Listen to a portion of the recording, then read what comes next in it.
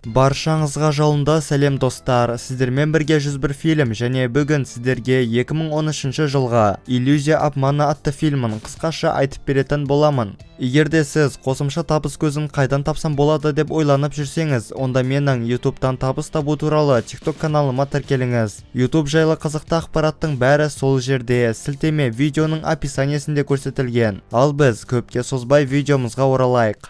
Чем внимательнее смотришь?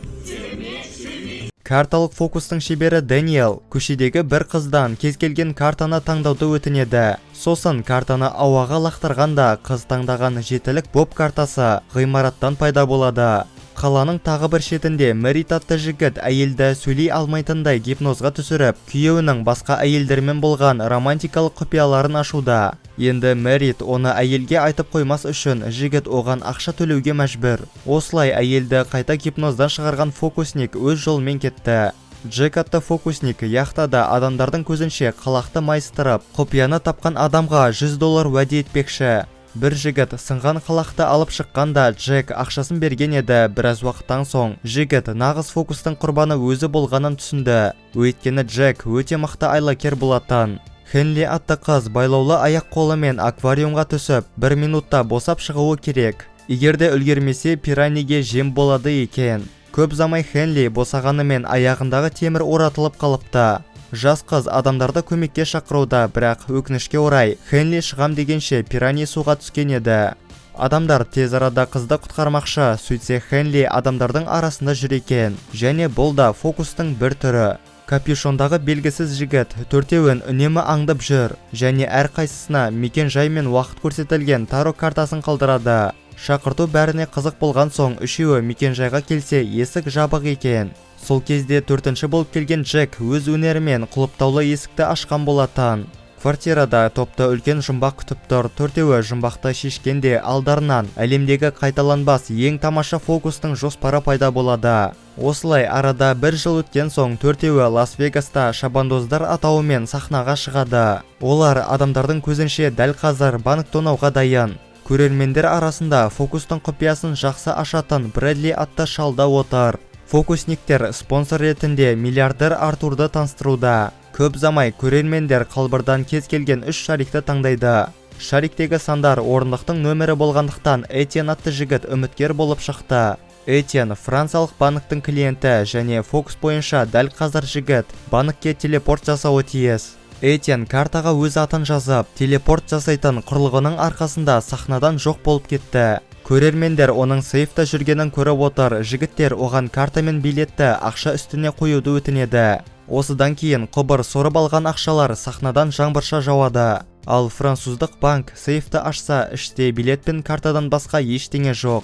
Бұндай фокус үшін ФБР төртеуінде тұтқынға алмақшы. Ал бұл істі зерттейтін ФБР агенті Дилан олардың жай алаяқ екендеріне сенімді. ФБР Этьенді сұрақ астына алуда, онымен қоса 4 фокусникті осында отыр. Бірақ та олардың айтуынша ФБР фокустың жауабын ешқашан таппайды. Неге десеңіз, төртеуі олардан үнемі алда екен. Осылай айғақ таппаған соң ФБР оларды босатқан еді. Біраз уақыттан соң Дилан атақты фокус ашушы Брэдлиге келеді. Шалда жас кезінде фокусник болған, ал қазір тек фокусниктардың карьерасын құртумен айналысып жүр. Брэдли құпияны ашу үшін ФБРді әлгі сахнаға шақырады. Оның айтуынша сахнаның астында Этьен түскен жасанды сейф бар. Ал Этьеннің өзін фокусниктар Францияда жүрген кезінде гипнозға түсірген. Ақшаға келетін болсақ, жігіттер ақшаларды апара жатқан жүк көлігіне бірінші кіріп, күзетшіні гипнозға түсіреді. Сосын ақшалардың бәрін өздігінен жанатын жалған ақшаға айырбастаған екен. Нәтижесінде сейфқа әкелінген ақша өздігінен жоқ болып кетеді. Төртеуінің келесі қойылымы Жаңа Орлеан қаласында өтетін болды. Альманың ойынша топта бәрін қадағалайтын тағы 5-ші фокусник бар. Ұшақпен қойылымға бара жатқан фокусниктар Артурдың ойын оқуға бәстеседі, бірақ та өкінішке орай бұл оңайға соғатын емес. Көп замай топтың екінші қойылымдары басталғай жатыр. Сахнаға шыққан төртеуі бір-бірімен тығыз байланысты фокустар көрсетуде. Мэрит болса адамдарды гипнозға түсіріп, тапжылма деген сөзді естігенде қарсыласына секіруді бұйырады. Осыдан кейін жігіт таңдаған бірнеше көрермен өз аттарын атап, банк шоттарындағы ақшаны дауыстап айтады. Сол кезде олар сахнаға миллионердің барлық ақшасы жазылған чекпен Артурды шақырған болатын. Көрермендер қағазға шоттағы ақшаларын қаламмен жазған соң, төртеуі оларға фонарик пен қағазды бір тексерулерін өтінеді, және күтпеген жерден ақшалары шынымен де көбеюде. Ал миллионердің чегі барған сайын азайып барады. Көрермендер осы миллионердің бұрынғы клиенттері, және кезінде Артур оларға уәде еткен ақшаны төлемеген болатын. Сөйтсе фокусниктар ұшақта гипнозбен Артурдың картасының пин-кодын біліп қойыпты. Төртеуі сахнадан кетуге дайын, ал миллионер болса байлаулы тұр. Бір кезде ФБР оларды ұстау үшін тапжылма деген сөзді айтқанда, гипноздағы адамдар оған секірген еді, ал фокусниктар арқанмен төбеге көтерілуде. Дэниелді байқаған Альма оны атпақшы болғанымен дәті жетпей тұр. Енді жаңалықтарда фокусниктарға алданған ФБР жайлы ақпарат тарауда. Байлығын жоғалтқан Артур Брэдлиден көмек сұрап отыр. Брэдлидің айтуынша, Артур тек олар құрған жоспардың бір бөлігі ғана, және осылай екеуі бірігуді шешті. Дэниел сұралым кезінде Диланның телефонын білдіртпей ауыстырған болатын, және осыған дейін ФБРдің барлық әңгімесін естіп жүріпті. Диланның телефонын тапқан полицейлер аумақты қоршауға алмақшы. Осы кезде төртеуі қалада заттарын жинастыруда. Өйткені келесі миссия қиынырақ екен. Үшеуі үйден шығып кеткенде, Джек айғақтардың көзін жоюға кірісті. Бір кезде ішке кірген Дилан жігітпен шайқасуда. Бірақ та фокусник қалған айғақтармен бірге қоқыс құбырына секіріп, кейін ФБРдің көлігіне отырып алады. Дилан мен Альма жігіттің соңына түсті. Көп замай Джек байқаусызда апатқа ұшырайды. Көмекке келген Дилан оған қанша көмектесе де ремень қатып қалған екен. Жігіт айғақтарды ғана алып шыққан соң, көлік жарылған болатын. Көп замай ФБР агенті фокусниктарға бара жатқан КамАЗға отырып, олардың соңғы қойылымға шақыру видеосын көреді.